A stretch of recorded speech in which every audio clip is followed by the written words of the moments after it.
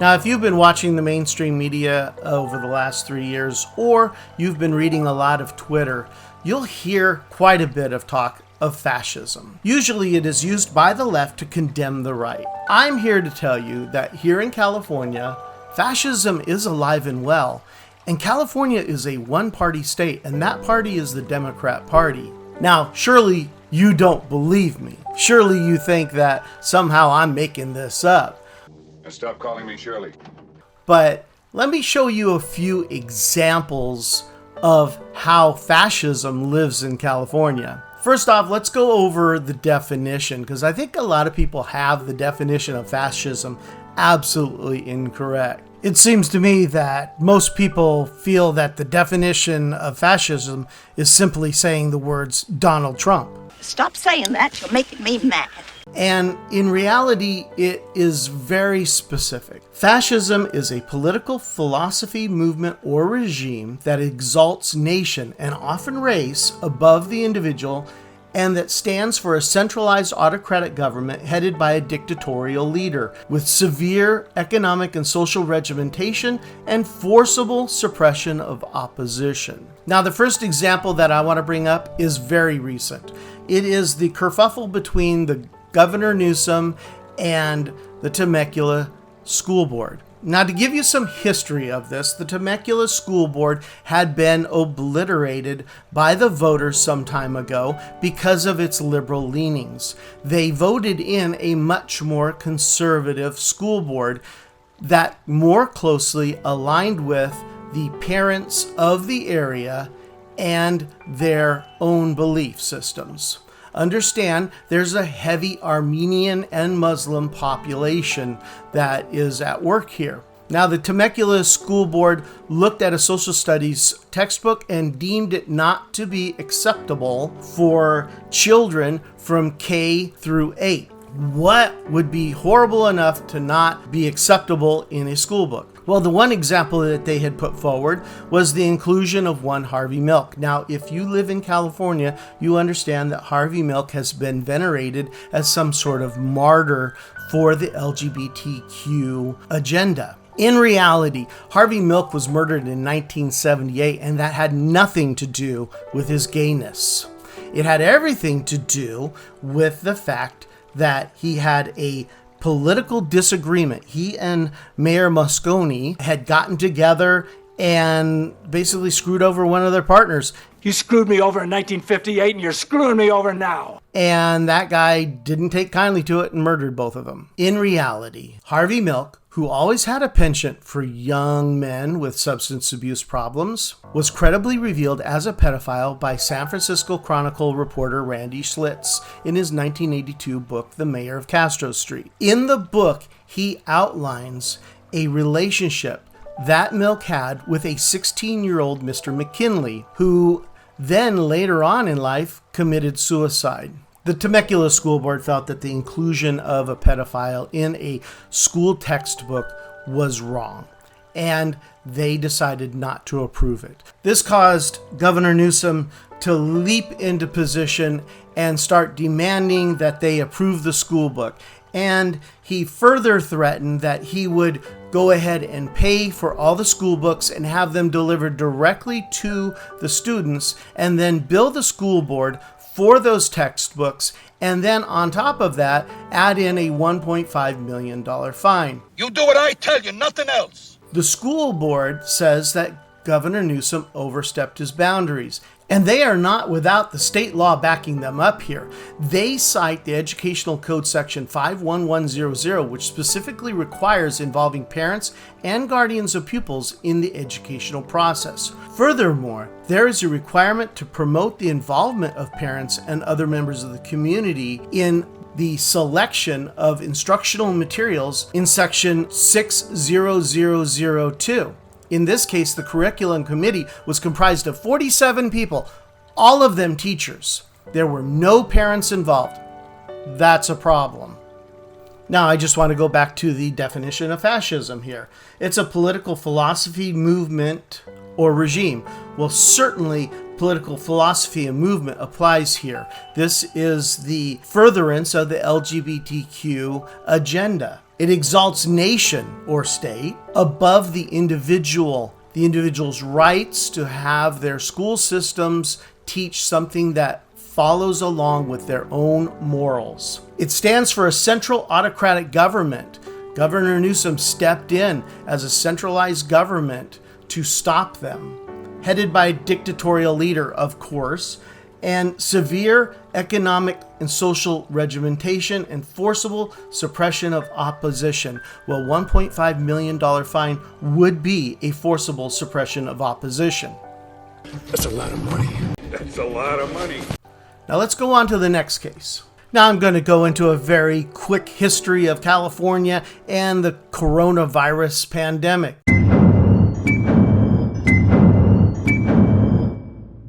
On April 2nd, 2020, there was a mandatory 14-day quarantine for all American travelers. February 25th, 2020, San Francisco declares a local emergency despite having no local cases. March 4th, 2020, Newsom declares a state of emergency in California. March 19, 2020, Newsom announces a statewide order to shelter at home. He restricts all non-essential travel and activities outside the home. The shutdown has begun, folks.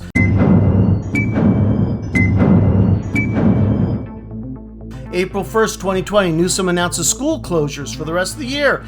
April 8, 2020, worldwide cases of COVID reaches 1.5 million. Worldwide deaths now 100,000. Stuff is starting to get real now, folks. April 13th, 2020, shelter in place still in effect. Newsom announces plans that will ultimately lift restrictions. April 20th, protesters drive to Sacramento to show their opposition to the state's continuing shelter-in-place order. April 22nd, Newsom allows scheduling of essential surgeries. Finally, people can get the surgeries that they've been needing for the last 2 months.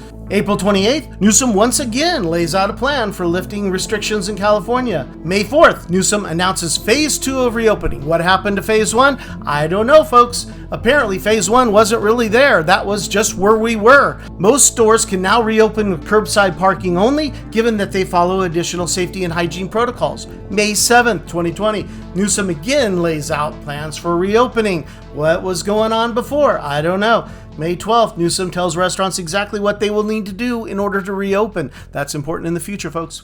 May 18th, Newsom has to make modifications to the state's stay-at-home order in order that more counties can qualify because nobody was qualifying. Church services and salons are still weeks away from opening. May 22nd, dining is finally allowed, outdoor tables only. May 23rd, protests again break out to demand the end of the stay-at-home orders. May 26th, Newsom announces Stage 3, allowing hair salons to finally reopen. May 28th, San Francisco defies the order, restricting restaurants, stores, and salons opening until June and perhaps as late as August. June 9th, San Francisco finally allows outdoor restaurant dining. June 12th, Newsom allows movie theaters, restaurants, wineries, bars, zoos, museums, gyms, fitness centers, hotels, and campgrounds to reopen. San Francisco still closed. On July 1st, Newsom enacted strict restrictions and business closures ahead of the July 4th celebrations. July 13th, Newsom announces new restrictions. July 20th, salons can now move their operations outside. San Francisco is opposed to this. Napa County enforces $100 fine for not wearing a mask or ignoring social distancing guidelines. That's important, folks, to the future here. August 31st, 2020, Nancy Pelosi visits a San Francisco salon and then goes inside to get a shampoo and a blowout. No, she's getting her hair done. Despite the fact that San Francisco has outlawed this. September 14th, indoor salons are now allowed to reopen in San Francisco. November 13th, Newsom now apologizes after it's revealed that he attended a birthday party at the French Laundry while dining outside with about 12 people from different households. I don't know about you folks, but it doesn't look very outdoor to me. Napa County, like the state overall, says that gatherings of more than 3 households are prohibited. In this case, Newsom violated that. Of course, they gave a BS excuse that Newsom did not really violate that, in that, well, in restaurants, it's kind of a gray area. It's a gray area. Also, I want you to note that in this picture, Newsom's not even wearing a mask.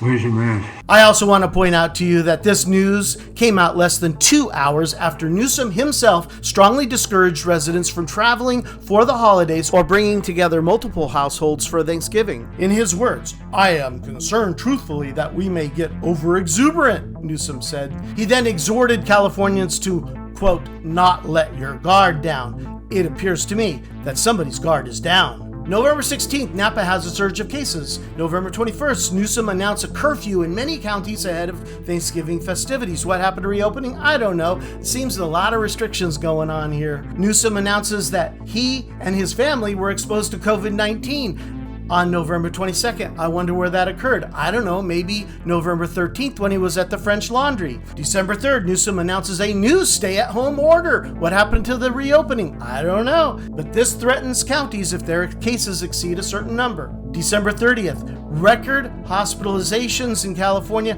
20,612 people in the hospital and 4,389 people in ICUs. Despite all of these restrictions, coronavirus still marched on. January 25th, Newsom lifts the stay-at-home order. April 15th, Newsom lifts ban on outdoor concerts, theater performance, and private gatherings. April 30th, Disneyland is finally allowed to reopen. And June 15th, after 15 months, Newsom lifts all state restrictions. All right, folks, let's go back to our definition of fascism: a political philosophy, movement, or regime that exalts nation and often race above the individual and stands for a centralized autocratic government headed by a dictatorial leader. Well, definitely in this circumstance, this was fulfilled. Yes, there was a shutdown, and I'm not going to argue with you. They tried to do it for everybody's safety. However, there was also numerous protests against this shutdown. It was not everybody that wanted this. It was the dictatorial state that enforced lots of restrictions upon people that did not necessarily want the restrictions. They offered forcible suppression of opposition. There was heavy fines everywhere. If you violated, you could have your business taken away from you, shut down. You could be fined $500, $100, whatever, for not wearing your mask. Definitely, the state government overstepped its boundaries in the case of COVID, and it didn't even follow its own rules. Nancy Pelosi going into the salon. Governor Newsom not bothering to wear a mask, sitting around a table with multiple households in a restaurant. He admits himself that it was poor decision-making. Poor decision-making skills, especially at a time like this. Holy shit! Let me go on to the next example of fascism in California. Right here on Pacific Legal Foundation's website, California's new law silences doctors and gives government a monopoly on scientific truth. I want you to stop a minute and look at this headline. It silences doctors, those who have studied science, and gives government, not scientists, a monopoly on scientific truth. This is very important. This also goes back to COVID. With the stroke of a pen, Governor Gavin Newsom has all but destroyed the First Amendment rights of healthcare professionals across California. The newly adopted Assembly Bill 2098 takes California's routine disregard for the Constitution to new heights, and it penalizes any medical professional who disseminates misinformation or disinformation related to COVID-19. Again, I want to stop right here. This particular law applies to COVID-19. But how much harder will it be later on to add other things to this bill? Let's say the government wants to promote transgender surgeries. Are they going to add this to the Assembly Bill 2098 and say, oh, it penalizes medical professionals who tell people that there might be problems after a transgender surgery? Let's say somebody decides to throw obesity into the Assembly Bill 2098. And so now your doctor can't even talk to you about the health effects of losing weight and maybe even how you can take certain medications or have certain surgeries to help you lose weight. This is a blatant attack on free speech, no doubt, but the law allows a group of unelected medical board members to assume the role of the gatekeepers of truth, punishing doctors according to their vague definition of, quote, misinformation. Misinformation, as defined in the legislation, is any false information that is contradicted by contemporary scientific consensus. Contemporary scientific consensus, can you get any more vague than that? As Pacific Legal Foundation attorney Ethan Blevins warns, scientific consensus is not as simple as counting heads. Consensus will be whatever the medical board deems, and enforcement is almost sure to target specific viewpoints. For example, by targeting doctors who underestimate COVID risks, but not doctors who overestimate risks, even though overreaction has just as serious of a cost as well. So, is there history of this? Well, yeah, actually there is. History is riddled with horrific examples of scientists being condemned and even killed for going against the contemporary scientific consensus. In 1854, an outbreak of cholera was wreaking havoc on the people who lived in the Soho district of London. The scientific consensus at the time was that the illness was spread through foul odors, a theory that did nothing to curb the problem. English physician John Snow made a breakthrough discovery when he found out that the source of cholera was contaminated water. Everyone in the community relied on a communal pump for all of their water needs, which led Snow to take a closer look at that water supply. After relentless urgings, the local government finally agreed to remove the pump, and almost immediately the outbreak ended. But he was not met with congratulatory praise. Instead, the medical establishment rejected Snow's theory that cholera spread through contaminated water. It took nearly 30 years for the rest of the scientific community to concede that his theory was correct. I think it's about time. Unlike California law, London officials did not discipline doctors for offering alternatives to the approved scientific consensus. And thank goodness for that. Without Snow, the cholera outbreak could have been much worse. Now, the truth is that we may be wrong about which COVID opinions are correct, or which obesity opinions are correct, or whether or not it is correct to take off healthy body parts in order to help transgender people assimilate. Hey, I need those. But there will be no way of knowing unless doctors are allowed to speak freely and engage in a free exchange of ideas. And this sets a dangerous precedent for any future health crises to come. As the John Snow case showed us and Blevins summed up, indeed, history shows that the scientific consensus has frequently been incorrect and that today's heretics sometimes becomes tomorrow's heroes. Once again, folks, I want to take you back to the definition of fascism. Why are we doing this again? It is a political philosophy, movement, or regime that exalts nation and often race above the individual and stands for a centralized autocratic government headed by a dictatorial leader. Definitely the whole thing around coronavirus. Yes, it was a healthcare crisis, but the response to it was definitely political. And it definitely resulted in a political philosophy. We enacted many things over the course of the last 3 years that we found out to be later wrong because we figured it out. People died and we realized that's the wrong way to treat. So we treated differently and that helped them. We shut things down. That didn't help. We opened them back up. Hey, look, it didn't change much. States that were closed down didn't have much different outcomes than states that were wide open. It was a political philosophy, and it was put above the individual. It stood for an autocratic government, a government that says, no, we know better than you. Results in social regimentation. Doctors can't talk to you. They can't tell you the truth, or they can't tell you their honest opinion. Well, as far as severe economic results, well, having your livelihood taken away from you is definitely a severe economic result. Here's the bottom line, folks. The one-party rule in California is definitely impinging upon the rights of Californians.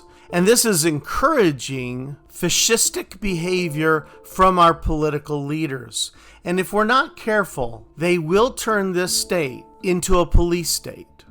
Folks, this is the Prospector with your nugget of truth for the day. Now, I wanted to let you know that frost is going to be down for a while, and it has nothing to do with his health, but everything to do with the fact that the internet is a little spotty in his neck of the woods. As soon as they get that situation rectified, he will be back on and reporting the news to you as he wants to do. So this is the Prospector. Go out, have a good day, and give 'em hell.